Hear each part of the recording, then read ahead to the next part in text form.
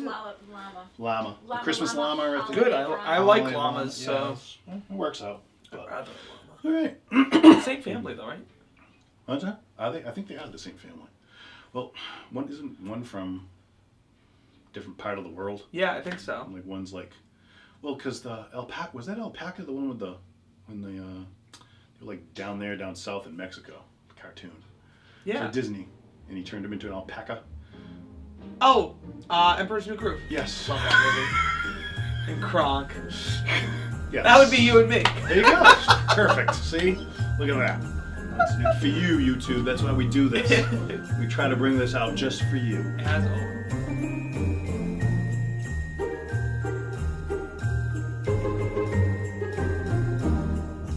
Hey YouTube, welcome back to Keeping It Neat with Derek and Nick. I am Derek, certified bourbon steward. I'm Nick, certified bartender. And tonight, what we're doing for you is we're doing the top 5 whiskeys for Christmas because we were challenged to do this by Bourbon or Baby, Jay from Bourbon or Abel. It's Jay and Max. Jay is the adult and Max is the baby. But he challenged us to do this same one. He wanted to see what we could do with it. So here we are. It's kind of been going around. It's been a thing. So we're going to do it too. So basically what we're going to start out, it's Christmas Day, and we're showing up at the house doing our thing. It's Christmas. Well, not yet. It's not Christmas yet, but this is for Christmas. So. Okay. So we're going to do our best. So basically, we're going to pick our number ones. So we're each going to have something slightly different. We'll put them up here on the board. You're going to see pictures of them and everything like that.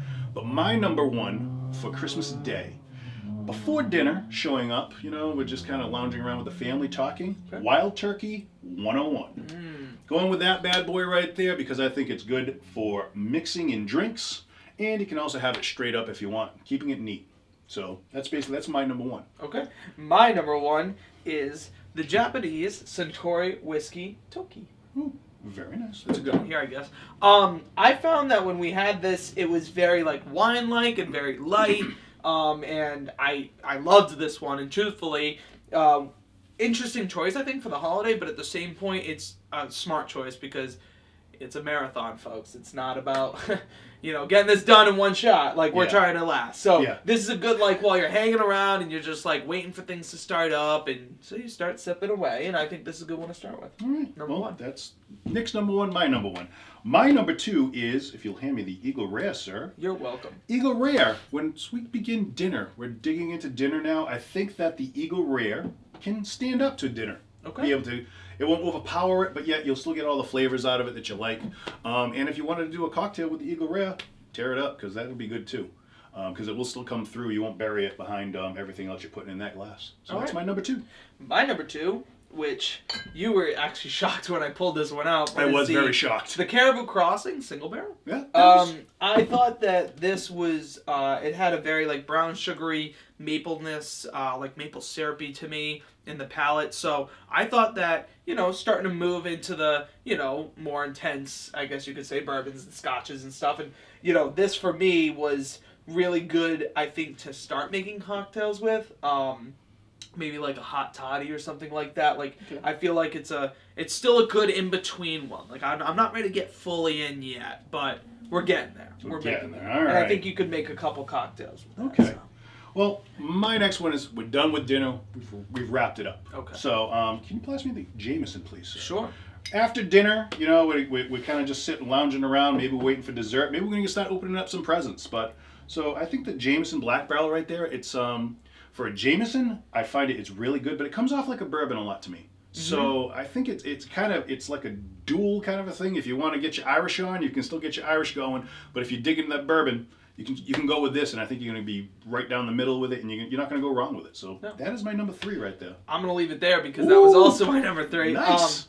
So I'm still not ready to transition fully into straight up neat yet. So I'm still thinking that this is good for maybe a round or two. Maybe the first round still doing a mixed drink, but then transition slowly by itself because this by itself is easily one of the top I've ever had. I love this one. So truthfully, I was right there with you on this one. Awesome. So, number 3. Well, that's good. It'll make it easier for later. Yeah. Can you bring up this Suntory for me? Sure. Sir. Now, this is we're at dessert. We've finished opening our presents. We're getting through it.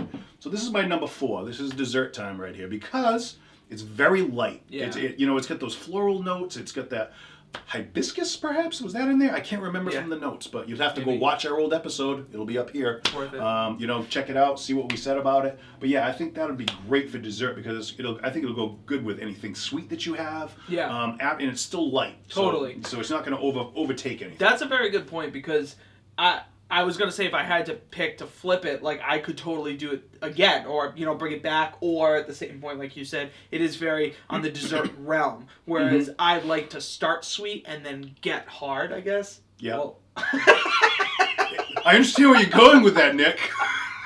So my point I like is, Christmas too. Santa Claus. Santa Claus. Don't sit in Nick's lap. Oh my god. So anyway.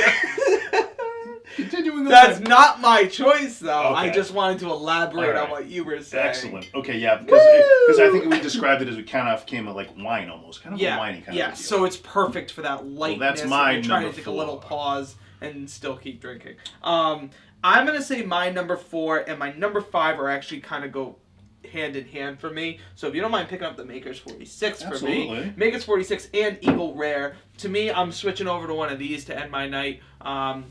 And kind of just keep sipping on, whether I do one of each or just stick with one of them. They're both really like my probably 2 go-tos anytime, anywhere. If you ever buy me a bottle, thank you so much. All right, finishing up the evening, which you always have to do, wrapping it up. We're done with dinner, done with dessert, just sitting around talking with everybody at the table, or around the fire, or by the tree. I'm going with the High West A Midwinter Night's Dram. Okay. If you can find it. It's amazing. It's got all that. It's got a lot of cloviness to it. That brown sugar's in there. It is Christmas in a bottle, really. I think that's the best way I can describe it. That is a good way of putting that. Okay, It's now I see Christmas why you had me taste it. I did. I wanted you to taste it to show you where I was kind of going with it. Okay. But yeah, it's Christmas in a It's a great wrap up. It's not overly heavy, but you're going to get a lot of that spiciness out of it. And I think it would be too much for any other part of the day. It would overpower your meals. It would overpower dessert. On its own, great stuff, but I would definitely say that one. That's my number 5 to wrap up the evening. Okay. So my runner-up, if you can find it, which by us is really hard, is E.H. Taylor Single Barrel. Fell in love with this when we were down in Tennessee. Had it. Again, that experience that sometimes you have with it. Yeah. And, it was just phenomenal. I mean, it was a really easy drinker. I really liked it a lot. And if you can find it, I think it would fit in with almost any part of your meal. For beginning, I wouldn't have it with dinner because I think that would kind of ruin it. I think it's more for after or before. But that's my thought. But that's my runner-up would be. And even before, I think would be tough because you don't want to. I think that's why we chose the ones we chose in that order was because you don't want to burn those taste buds, per se, and lose the flavor of other things. So I would agree with you on. I would think this would be a nice end of the night or two. So I would agree with you on that. Awesome. Cool. Well. That's it for us. Hope we did the challenge correctly. Yeah, I hope we did the challenge correctly. We're putting it out there. A lot of people are doing it. Yeah. We're just going along with the program here. Thanks to Jay from Bourbon and a Baby for challenging us. And we got it out there. So now I just have to get it out there so you can see it. So that's going to be it. So like I said, this was the Christmas challenge, everyone. I hope we did it right. Me too. Let us know down below in comments. Because there's going to be a lot of editing. Yeah, there's going to be a lot because Nick was very hard about it. So I don't know what that meant. He was excited, overly excited for Christmas. The llama's loving it. Yeah, it's a llama. It is the llama. It's the llama thing, I guess. I don't know. But hey, hope we did it right for you. That's our 5 top picks for whiskey for Christmas. And like down below, comment, subscribe, let us know how we're doing. And as always, folks, hit the like. There it is. There you go. Hit the button. That simple. It is that simple. It really is. Hit the like, hit the subscribe. Subscribe's even easier. It's right on the screen down there by Nick. You just hit that and there you are. You'll become one of the kinfolk with us. But Merry Christmas, everybody, and I hope you enjoy your Christmas and have a safe and happy New Year. You too. All right. We're out. If you are ready and able to whiskey, be sure to drop a comment below. Hit those like and subscribe buttons and press notifications.